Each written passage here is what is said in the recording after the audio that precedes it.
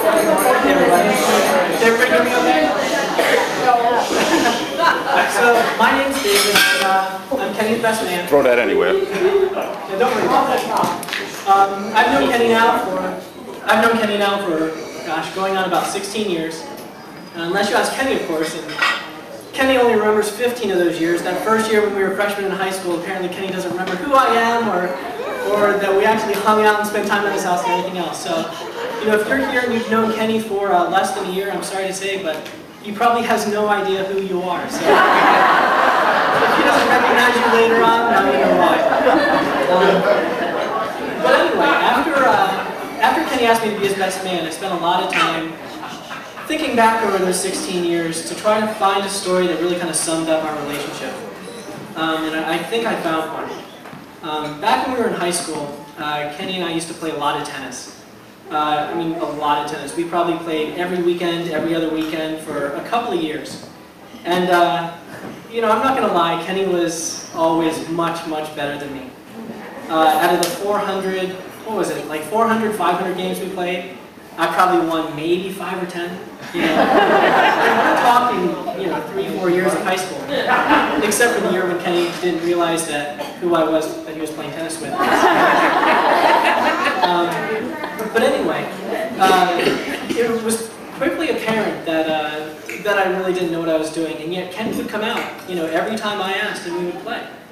And it was, you know, years that we would play, and years that I would lose. And I wasn't, you know, I wasn't much of a challenge for him. But yet he still came out and played. And, you know, I really enjoyed the time, of course, that we got to spend together and get to know each other, just playing a simple game. You know, that being said, Kenny's a competitive guy. So he always had to add a certain element of difficulty to the game. And it usually involved hitting me with the tennis ball. You know, sometimes he'd aim for the legs, sometimes he'd aim for the chest or the back. And every once in a while he'd get really lucky and go all out and he'd, you know, he'd hit me in the head. And, you know, I'm not going to lie, it hurt. It hurt. But, you know, still, he came out and we spent time together and got to know each other and really learned who Kenny was. And, you know, I have the scars to prove it today. But I know we all have similar stories about Kenny and Sam. Hopefully they're not as violent as the one I just told.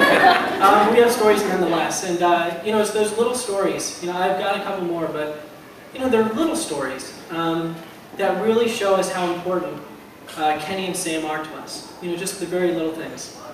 Gosh, I have, you know, dozens and dozens of them myself. And I know we all do. And I think, you know, it's important for us to dwell on those. As we honor Kenny and Sam throughout today.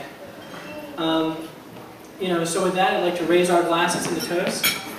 You know, Sam, I've known Kenny for a lot of years, known him for an awfully long time, and, you know, just a couple words of wisdom. You know, I know sometimes he's going to come home drunk, and I'm sure sometimes he's going to stay out late. But just, you know,